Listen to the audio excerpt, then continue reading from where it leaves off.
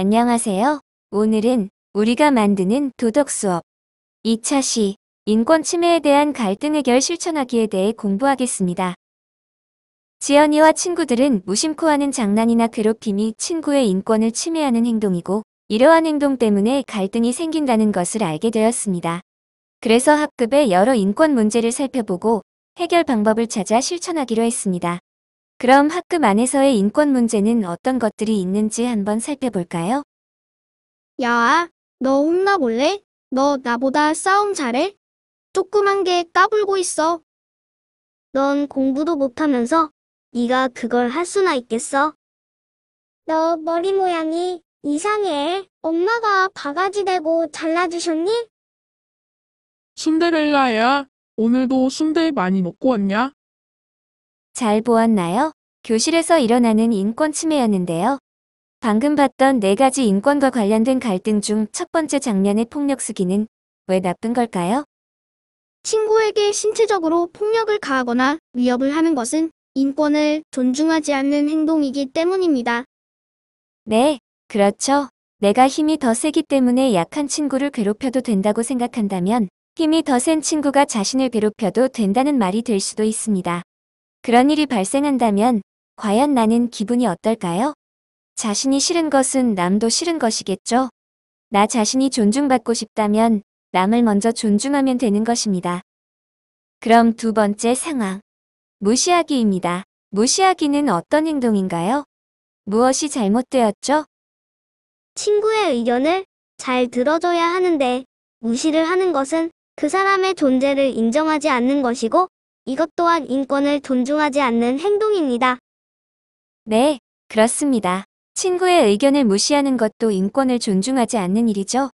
친구가 말도 안 되는 이상한 얘기를 하거나 나쁜 말을 한다면 모를까 지극히 평범한 얘기를 하는데도 이것을 무시하는 것은 잘못된 행동이라는 걸 꼭 기억하기 바랍니다. 그럼 세 번째 갈등 상황에 대해서도 볼까요? 세 번째 갈등 상황은 외모 놀리기였습니다. 이것은 무엇이 문제인가요? 누구나 신체적인 특징이 있을 수 있습니다. 그리고 그것을 누군가가 평가하는 것은 옳지 못한 것입니다. 그래서 외모를 놀리거나 비웃는 행동 또한 인권을 존중하지 않는 행동이라고 할 수 있습니다. 네, 맞습니다. 외모 놀리기 또한 폭력입니다. 그 사람의 마음을 다치게 하기 때문이죠. 신체적 특징이나 외모는 그 사람의 고유한 특성이므로 그대로 인정해주는 것이 맞습니다. 그럼 마지막으로 별명 부르기입니다. 이건 어떤가요? 친근함의 표시로 귀여운 별명을 부르거나 친구도 웃어 넘길 수 있는 별명이라면 몰라도 친구가 듣기 싫어하는 별명을 부르는 것은 분명히 잘못된 행동이라고 생각합니다. 네, 원치 않는 별명을 부르는 것도 인권을 존중하지 않는 행동이겠죠? 여러분이 친구의 입장이 되어 본다면 쉽게 이해할 수 있을 것입니다. 그럼 이 4가지 갈등 상황 중 하나를 골라 질문에 답해 봅시다. 우리는 친구의 외모를 비하하는 갈등 상황에 대해서 한번 얘기해 볼까요? 인권 침해 상황에서 누구와 어떤 갈등이 있었나요? 여자아이가 남자아이의 머리 모양이 이상하다며 외모를 비하하는 말을 하였습니다. 네, 그렇죠. 그럼 갈등을 겪는 사람은 어떻게 생각하며 무엇을 원할까요? 남자아이는 여자아이의 말에 기분이 나쁘고 화가 났을 것 같아요. 그리고 외모에 자신감을 잃을 수도 있습니다. 남자아이는 여자아이가 외모를 가지고 놀리지 않기를 원할 것 같아요. 네, 그렇겠죠. 누구나 인권을 존중받지 못하면 기분이 나쁠 것입니다. 그럼 이 갈등 상황에서 서로 양보할 수 있는 것은 무엇일까요? 여자아이는 친구의 외모를 비하하여 웃음거리로 만들려는 나쁜 마음을 버려야 할 것 같아요. 그리고 남자아이는 자신을 놀리는 친구를 용서하는 마음을 가져야 합니다. 네, 그렇습니다.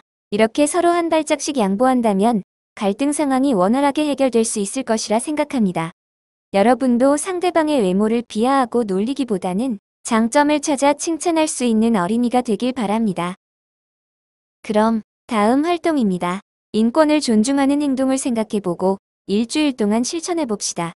화면은 지연이네 반, 기앗 활동 내용입니다. 총 4가지의 임무가 있죠.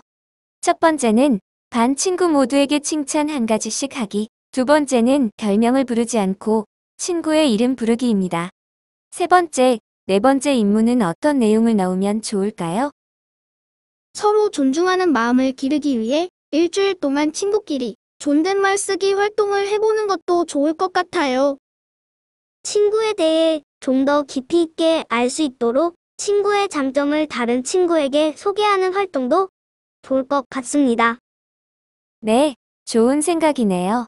특히 하준이가 얘기해준 친구끼리 존댓말 사용하기는 선생님이 10년이 넘도록 사용하고 있는 방법인데 상당히 효과적이더군요. 우선 다툼도 줄어들고 다툼이 생기더라도 생각보다 길게 가지 않았습니다. 게다가 설문조사 결과 학부모님과 학생들 모두 만족도가 상당히 높게 나오더군요. 여러분도 꼭 실천해보세요. 강력 추천하는 방법입니다. 그럼 인권 침해 상황에 따른 갈등 해결하기는 여기까지 하도록 하겠습니다. 다음 시간에는 사이버 세상에서의 갈등 해결하기에 대해 공부하도록 하겠습니다. 여러분 수고 많으셨습니다.